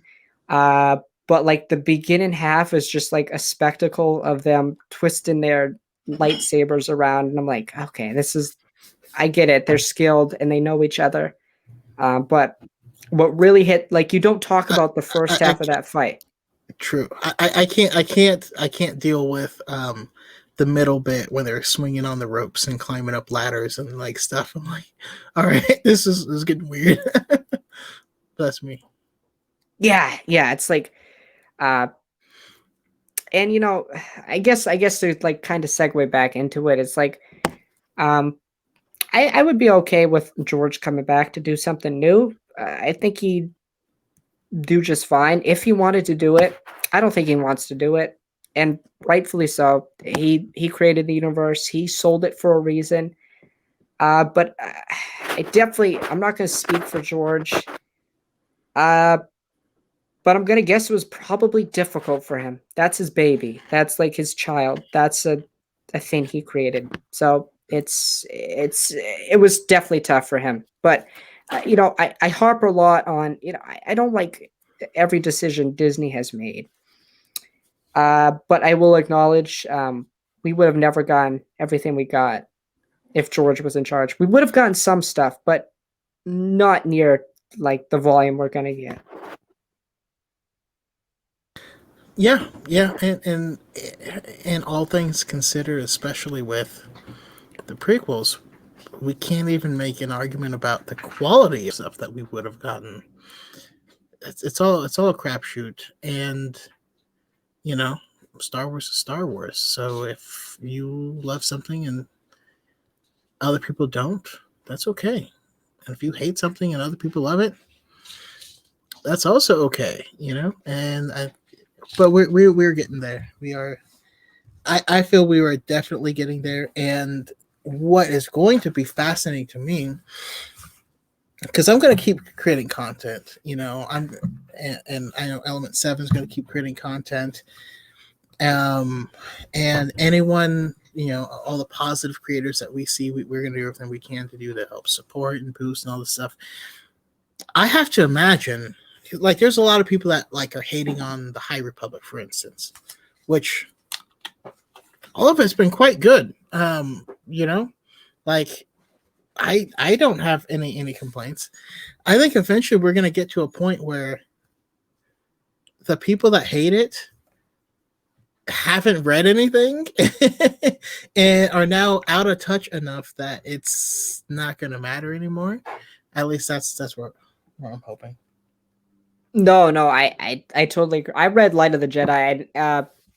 The first like third of it was a little slow, but once they introduced spoilers if you haven't read it in the chat, but like once the Nile were introduced, I was like, oh, I love these guys. I love these characters. And I was like, when it was announced, I'm like, you know what? I'm going to give it a chance. Really, my first Star Wars books. I'm like, I'm going to give it a chance. And I really enjoyed it. I was What do you think playing. of Martian Rowe? Oh, I want to learn more. I really do. I think just like the concept of like I love how they use hyperspace. Like Yeah, it's just and he's taken like for granted. creepy and unhinged, and you're like, the hell's wrong with this guy? Yeah. Yeah, and it just shows like I was worried cuz I'm like there's no Sith around and the Sith are the biggest threat to the Jedi, and they made these characters compelling. And I haven't read what is the Drengar? Is that and the yeah, Into the Dark. Yeah, yeah? And from what I've heard, I've heard they're also very compelling. So I'm definitely going to dive into that book and really excited to. And I know people are complaining about Geo the Rock or whatever. I haven't read the book. I'm not going to comment. I just on face value, it's like it just sounds like Star Wars. What would happen? Like a Force rock. Like I could see it happen in that universe. Like I don't. Whatever. We'll see. I I'll can't read it. wait. I can't wait to hear your thoughts about. I was because like I even made a TikTok about Geo. Of course, it was super early and no one else had read the book, so no one got the reference. My SpongeBob meme, but no, I'm curious on your thoughts because that's the thing I'm tired of seeing is people like Geeks and Gamers did it, where he reviewed the High Republic before it came out. So it's not out. You haven't read it. You don't know anything about it, but you're going to tell us it's bad. Why? Why? I don't. How does that benefit you? I don't know. It's bizarre. Yeah, for me, Star Wars is the best when it gets different and weird. That's when it's the best for me, when it's different. I don't need to see Jedi all the time. The reason I love The Mandalorian, it's the first time we get to focus on a bounty hunter, really, like as the main premise. And I'm really excited for the future of the show now because, I think as much as I love Grogu, he kind of overshadowed Din, and Din has all become one of my favorite Star Wars characters. And now I'm excited because it's really his show. He is now the leader of his people. Like going from just a normal dude who like had no real moral code, I'll say. It was just to, make money. Now he has a moral code because he was a parent and he really didn't care about his people. Now all of a sudden, oh, you got to take care of the people. It's your responsibility now. You hold this weapon. So it's really compelling to me. Yeah, I can't wait to find out where it goes. And between that, super excited for Book of Boba Fett, most because we don't know anything in canon about Boba Fett, none as an adult. So this could go anywhere. And I'm not going to know. There's so many projects that are just going to be awesome that I'm excited for. So it's so weird to me because like Mando season 3 feels like a long way out, and you talked a little bit about it how uh, you're excited for Star Wars Visions, and that's one of the lower things. I haven't really watched much anime, and the more I'm like, that's so cool that somebody else is excited about it. And like Mando season 3 is like so far out that like it's still high on my excitement list, but there's so many other things in front of it that I feel like I'm gonna like forget about how excited I am for it. It's like, and that's a good thing.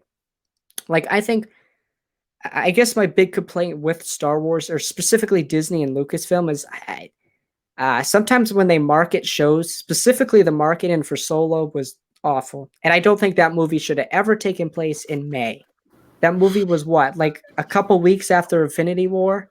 Like, no. That movie had every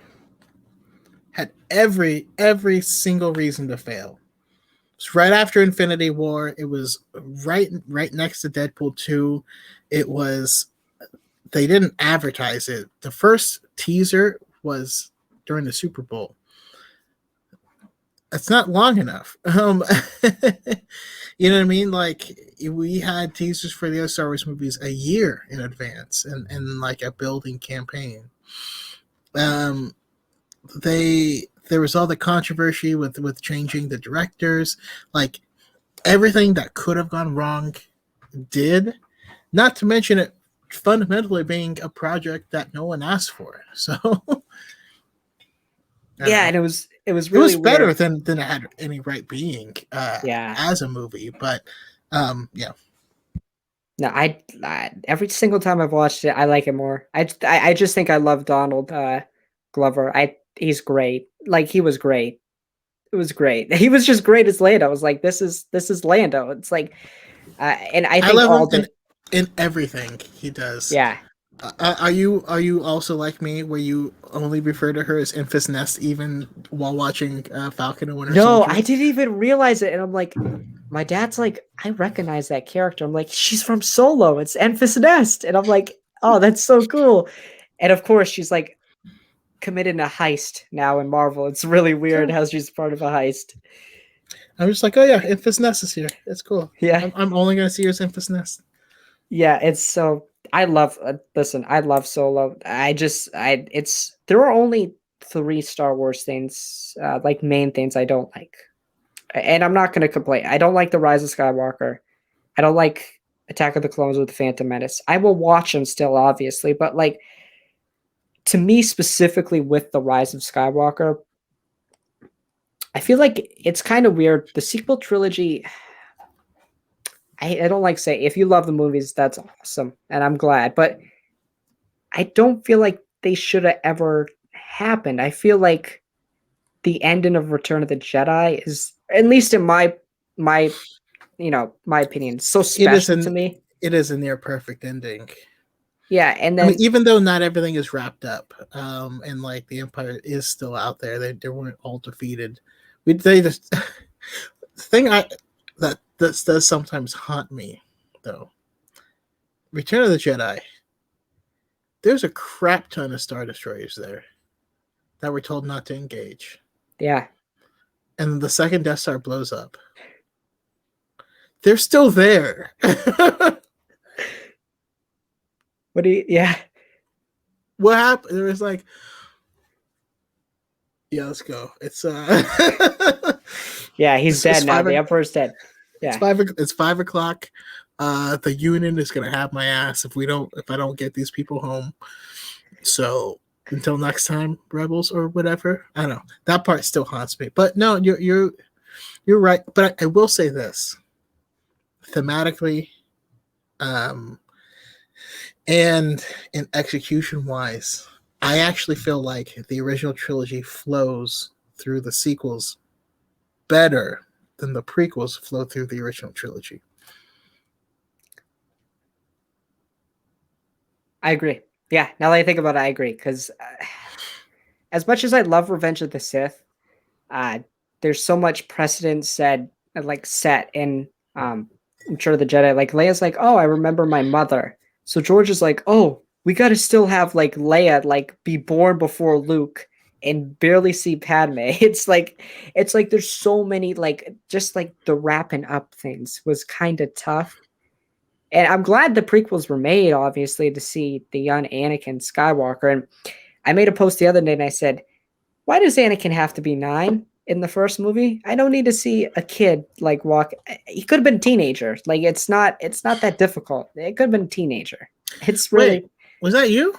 yeah. I made a post about it. Oh no, that's I was like, because I made a video based off of, I believe your post No, where I no, no. agree. I think somebody else. I think I made it around a similar time, and I saw that video, but it was another creator who made something similar. It's like that's one thing that Star Wars fans can agree on. Anakin should have not been 9 years old. Yeah, But and George Lucas agrees on that. That wasn't his plan. He changed it at the last moment. yeah, it's I still love in the making of documentary of the Phantom Menace. He's like, I may have gone a little too far in some places, and then you got the producers like this in the back, and I'm like, oh my god! Imagine if that was released to the general public before the movie. I love listening to fan stories about the anticipation. And then they're like, I wanted it to be good, but it just wasn't good. It's so funny to me. I don't know why. It's so funny to me. So I do really enjoy the Phantom Menace, but AJ Jedi underscore Star Killer ruined it when he's like, "Hey man, you realize that there's no antagonist or protagonist in the movie," and it was like, "Damn it." What? How is that a thing? And he's right. I mean, the enemy is taxation, I guess. I don't. Yeah. Yeah, I yeah. love how They fight Darth Maul, but Darth Maul is not. There's no relationship. He's just a guy that shows up at the end, and they fight him. yeah, It's just weird. It's a weird movie. it's so funny how George talks about, oh, Star Wars should be for kids, and I'm like, yeah, I totally agree. And then the open the crawl of that movie is literally about taxation. I'm like, yeah, that's great. 9-year-old me loves that. That's awesome. Can't wait to watch a whole like movie about that. Like I always make the joke of like what I love Qui-Gon, but sometimes I'm like, should he have ever been in the movie? Shouldn't have just been Obi-Wan, because then you could see the Obi-Wan Anakin thing. I'm like, I love Qui-Gon, but like They really it didn't was even meet in the movie. yeah. Obi-Wan just sits on the ship like half like yeah, and then at the very end, Obi-Wan does something and he kills, well, defeats Maul. And it's just like, okay, wow, yeah, Obi-Wan got his moment, but like you could have like shown us the relationship. Like, I understand that Qui-Gon's supposed to be like the father figure for Anakin, but like you could have had Obi-Wan there. There was no point in leaving him on the ship. No point. I love it, but it has started to fall into the I love it. It doesn't mean it was necessarily as good as it could or should have been. Just like I love the movie Too Fast, Too Furious. It's a terrible movie. It's a god awful movie for any like reasonable standard, but it's probably the one I quote the most often. And yeah, it's just one of those things. Yeah, I actually like the Clone Wars movie still, because like that was again like Star Wars. That was Can't my do Star zero. Wars. No, sorry. No, listen. I actually like I still like. I don't see why people really complain that much about this. Like I understand it, but like I like it still because it's like my first piece of Star Wars. It's like I like it. It's like I understand where you're coming from, but I like it. It's really weird, like how like, and I will acknowledge, probably now I like it, but it's not good at all. It should have never touched a movie theater. It should have never touched a movie theater. I don't know why it ever did, but it did. Maybe that's why I didn't like it. Like if I saw this sitting at my on my couch at home, I would have liked it more than having paid money to go to a movie theater and see it. I didn't even realize it as a kid that it was a released in a movie theater until I found out years later. I'm like, they actually released it. I thought it was just like a thing they put out, like a longer movie on television. I'm like, they actually put this in theaters and people were excited for a new Star Wars project and they got that. I was like, what? No. That's funny, actually. That's really funny. That's really funny.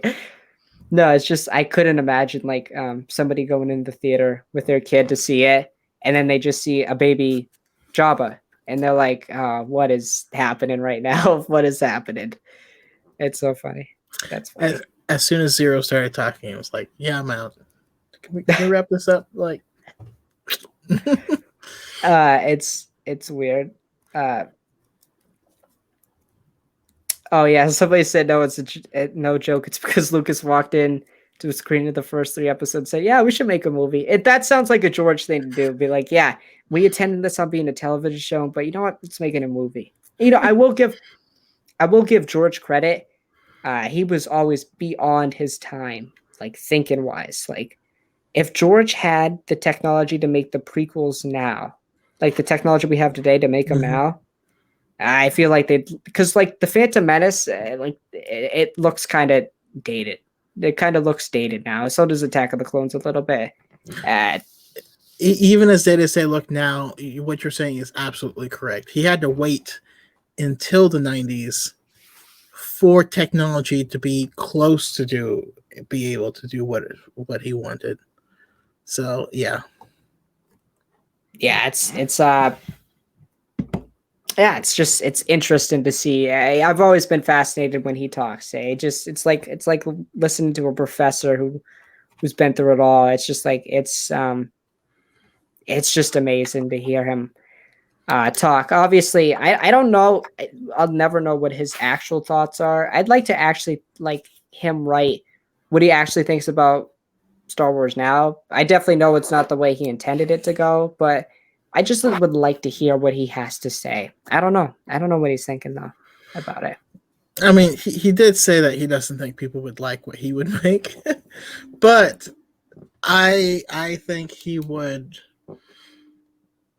I feel like Star Wars under Disney has been too reactionary. I feel like episode 7 was an answer to all the people that hated the prequels because there's too much politics and stuff like that going on. I think they wrote it as it was, as an answer to that.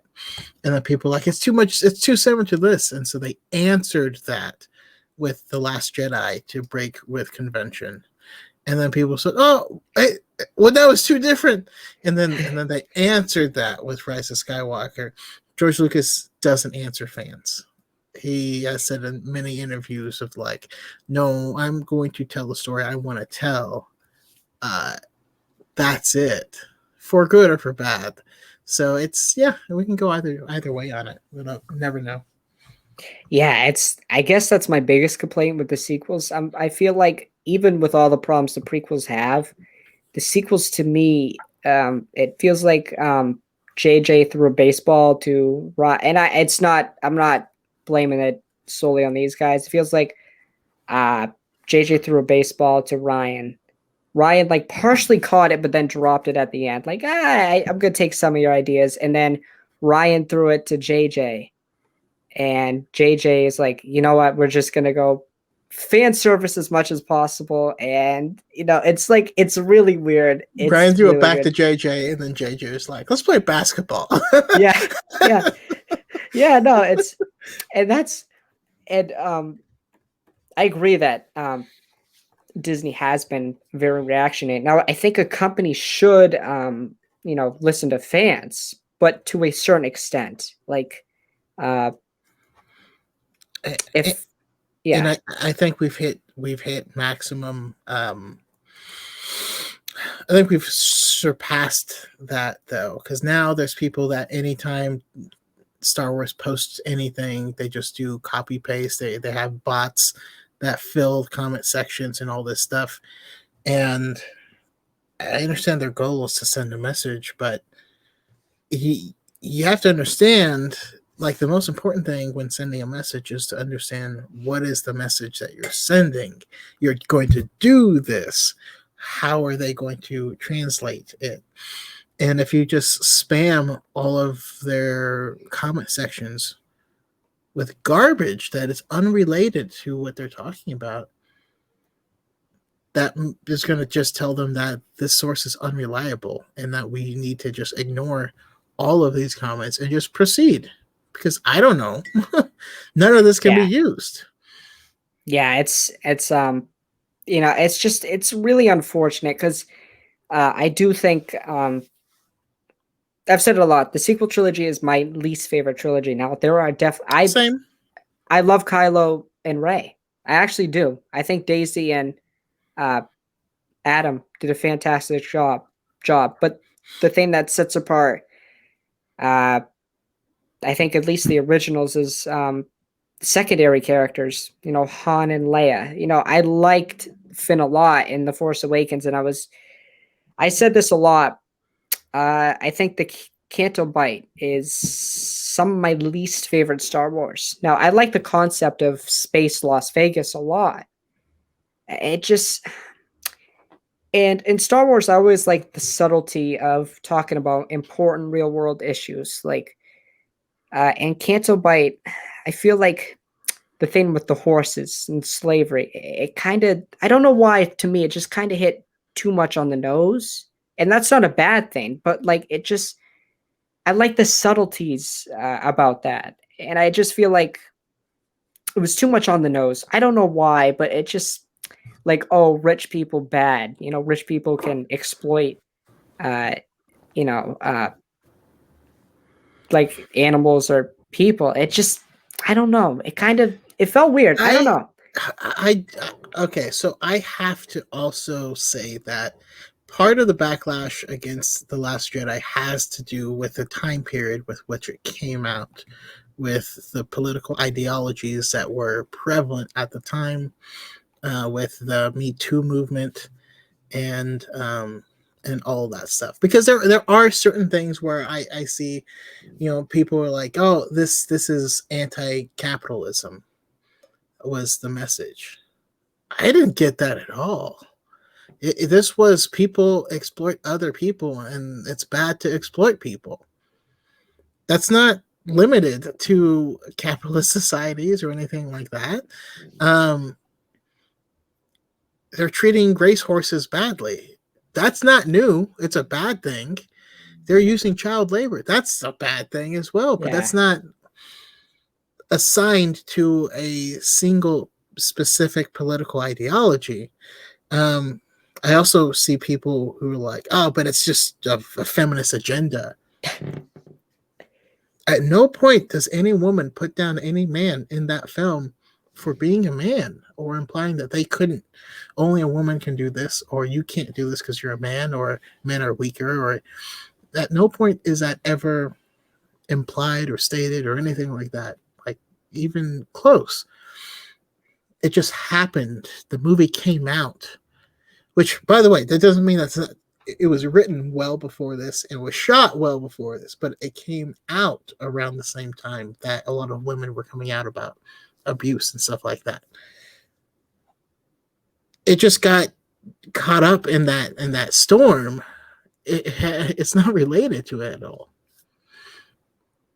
Yeah, yeah, it's just like, I don't like the movie, but I on my channel I don't talk about it a lot because I don't feel like it. And plus, I probably really haven't given it a fair chance. I've only watched it probably since it released. I watched it twice in theaters and probably 2 or 3 times since. Watched it total like 5 times. Maybe as I get older, I start to like it more. Who knows? It's just, you know, and it's always weird to me how they talk about the feminist agenda or whatever. I'm like, you keep repeatedly saying it, uh, and that you're never right. It's just like it's not present, or at least I don't see it.